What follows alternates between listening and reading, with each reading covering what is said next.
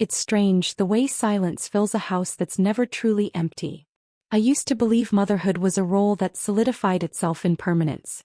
You're a mother and that's the beginning and end of it. But now I'm not so sure. My name is Marianne. I'm 45 and my son Lai is 23. He moved back in last fall after finishing his graduate program. Just for a few months, he said. To save up before I get my own place. That was nearly a year ago. At first it felt like slipping back into something familiar. I found myself cooking for two again, setting his favorite coffee out in the mornings, folding his laundry because I missed it. I missed him. It felt comforting, maternal.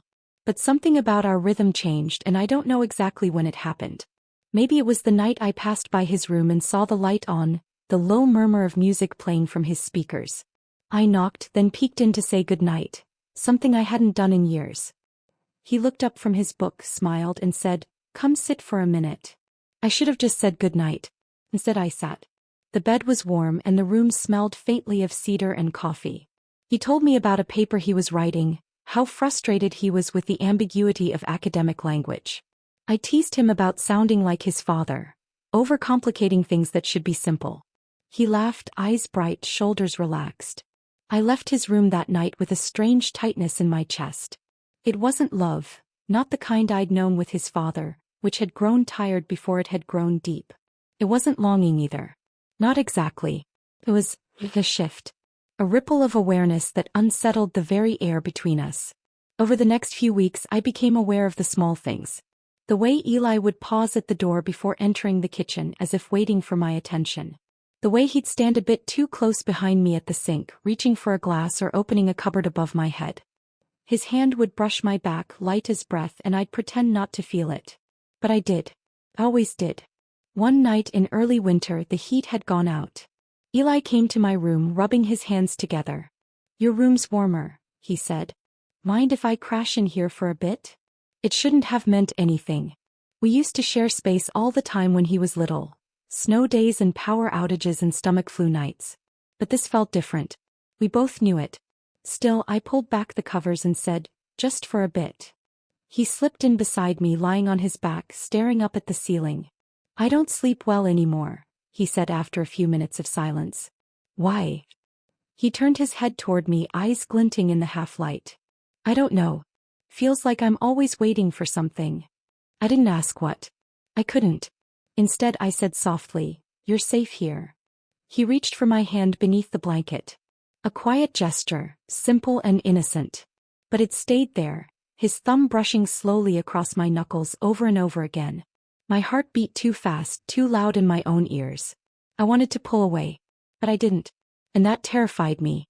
After that night I told myself it was nothing. A moment between a mother and her son, made intimate only by the cold and the quiet. But denial, I've learned, has a short shelf life. It spoils quickly, leaving behind the sour tang of something undeniable. The next morning I found Eli already in the kitchen. He had made coffee just how I liked it and was leaning against the counter, still in his sweatpants, his hair tousled from sleep. "You were out early," I said, trying to sound casual. He shrugged. "Couldn't sleep. Figured I'd do something nice." His voice was warm, familiar. But his eyes lingered on me a beat too long. I sat down at the kitchen table, the mug warming my palms. He joined me. We didn't talk about the night before, about his hand in mine, about how I hadn't pulled away. But the silence between us wasn't empty. It held weight. It hummed. That evening I found myself dressing with more care than usual.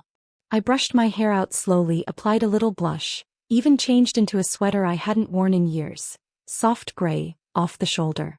I told myself it was for me, that I needed to feel like a woman again. I walked into the living room to find Eli stretched on the couch, flipping through a book. He looked up and something shifted in his posture. He sat up straighter, his eyes tracing me from collarbone to hips before quickly returning to my face. His ears flushed pink. "Going somewhere?" he asked. "No. Just wanted to feel human," I said lightly, sitting in the chair across from him. He nodded but said nothing. We spent the next hour in easy conversation. Movies, politics, little pieces of memory from when he was a boy. At one point he reached over to refill my tea, his fingers grazing mine. I watched the movement of his hand, the gentle curve of his wrist, the careful way he touched things. That night I stood in my bathroom brushing my teeth and caught my reflection mid-thought. My face was still soft in places, but time had etched itself along the edges. I wasn't the girl I used to be. I wasn't even the woman I had tried to be during my marriage. I was something else now, someone still capable of tenderness and, I feared, capable of confusion.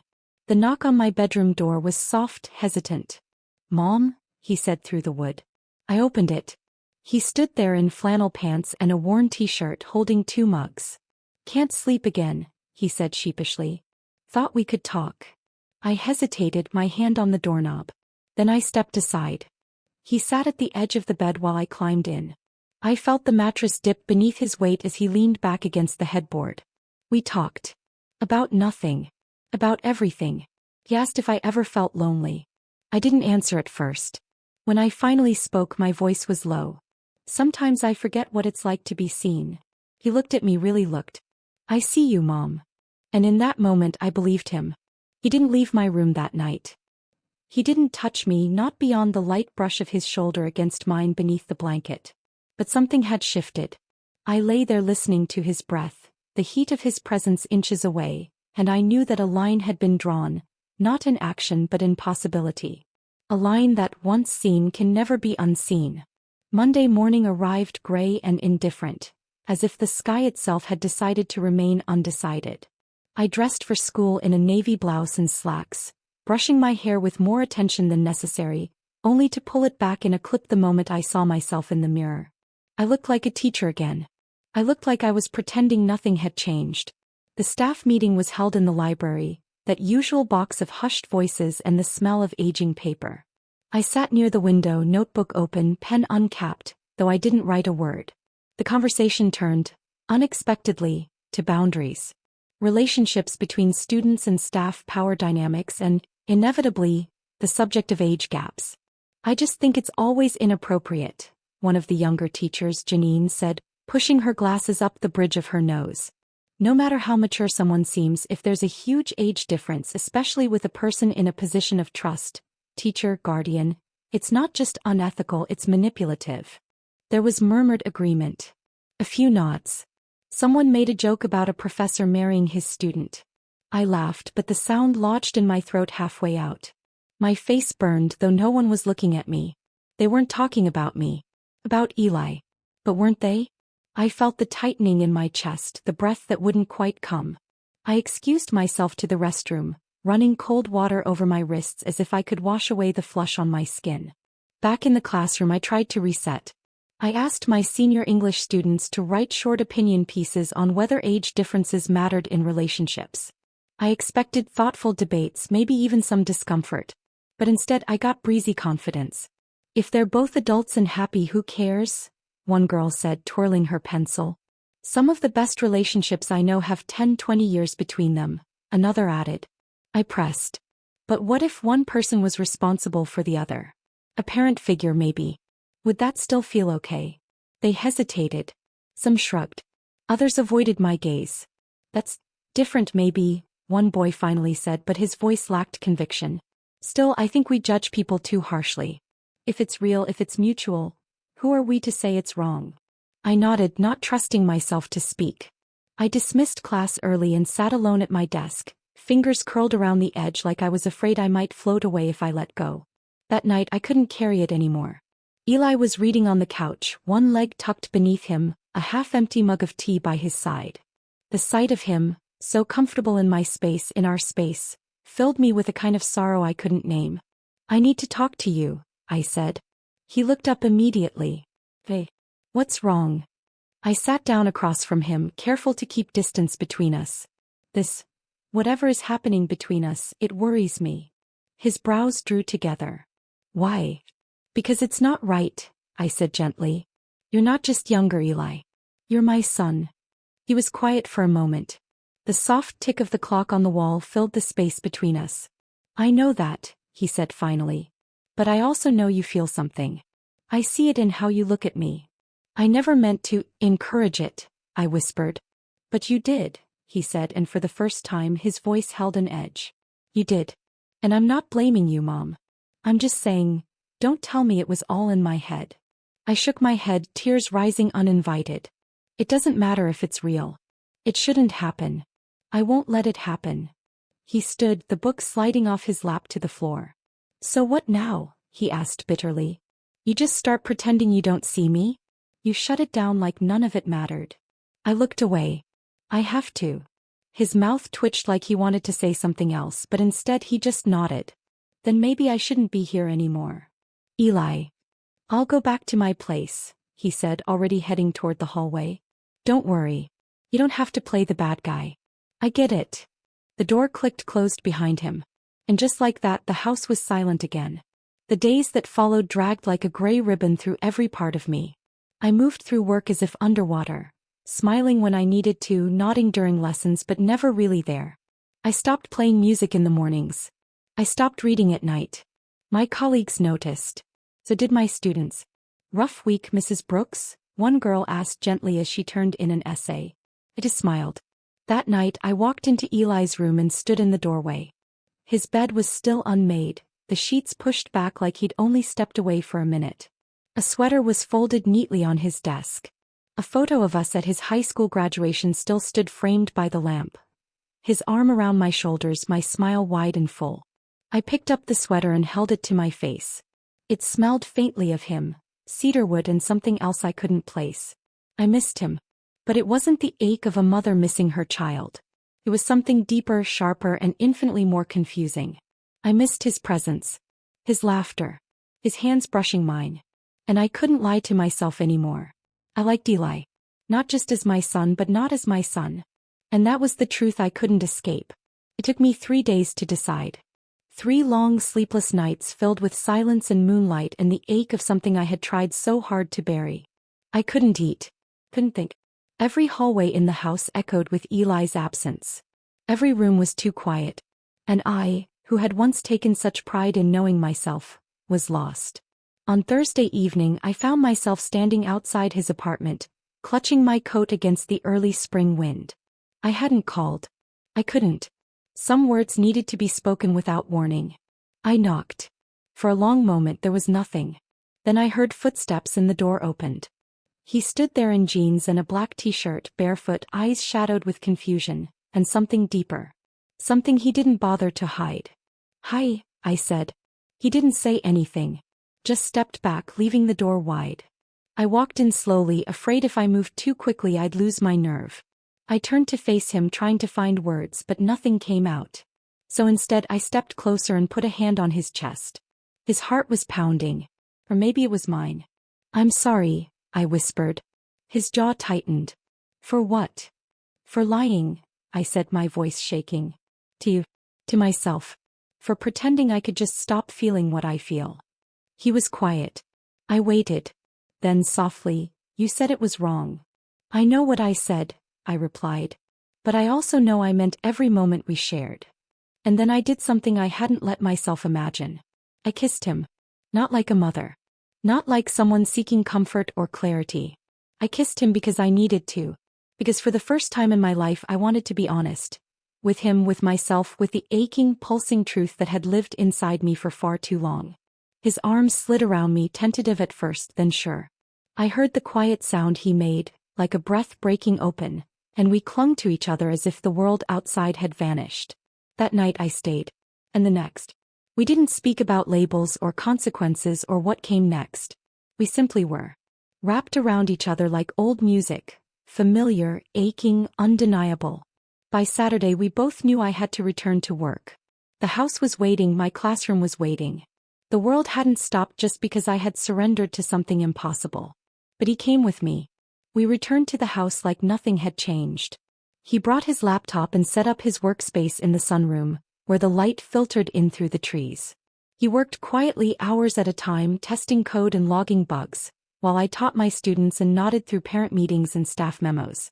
To everyone else he was just my son back home for a while. To us he was everything. We didn't tell anyone. How could we?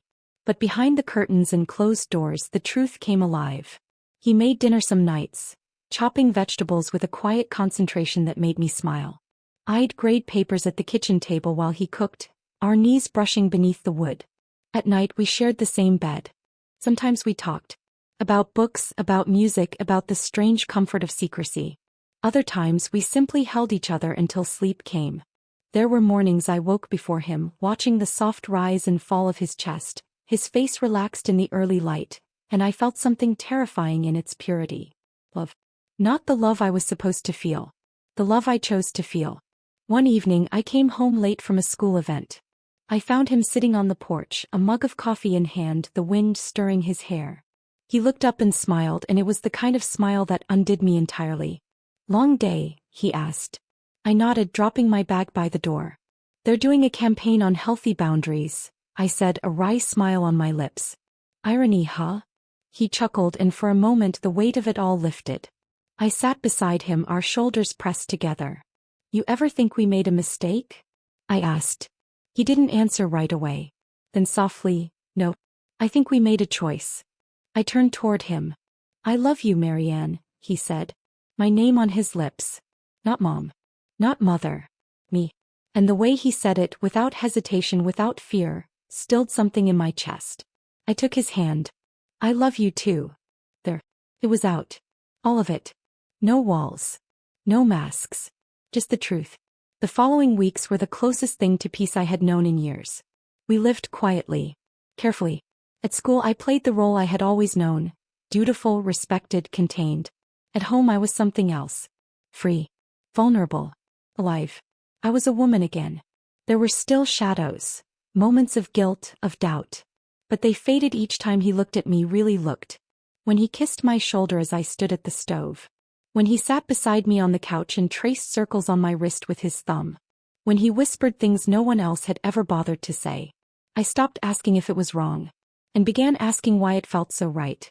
In the middle of a warm April night, I woke to find him watching me. The room was quiet, the air sweet with the scent of spring. "What is it?" I whispered. He reached up, brushing hair from my face. I keep thinking," he said, his voice rough with sleep, "about how I used to feel like I didn't belong anywhere. And now, here with you, it's the only place I ever want to be." My eyes filled before I could stop them. "Then stay," I said. And he did. I sometimes wonder what people would say if they knew.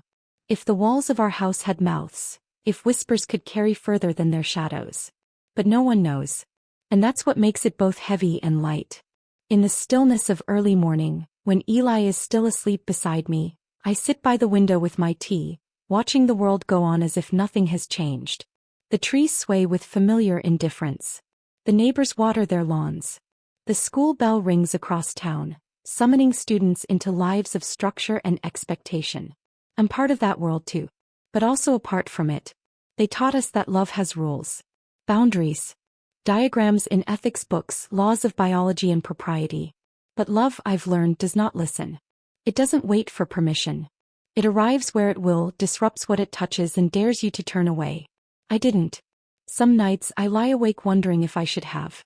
If I failed as a mother. As a teacher. As a woman who should have known better. But then Eli stirs in his sleep and reaches for me, murmurs something soft and unguarded, and all my fears vanish like mist in the morning light. Because in him I found something no one ever gave me, being seen. Not as a caretaker, not as a role, but as a soul. A woman. A person whose heart hadn't stopped beating after marriage or motherhood or age. We live quietly, yes. Carefully. Our love has no stage, no spotlight. But in its secrecy, it blooms, wild, strange, and deeply rooted. Some loves are loud. Ours is a secret garden. And in that garden I finally grew.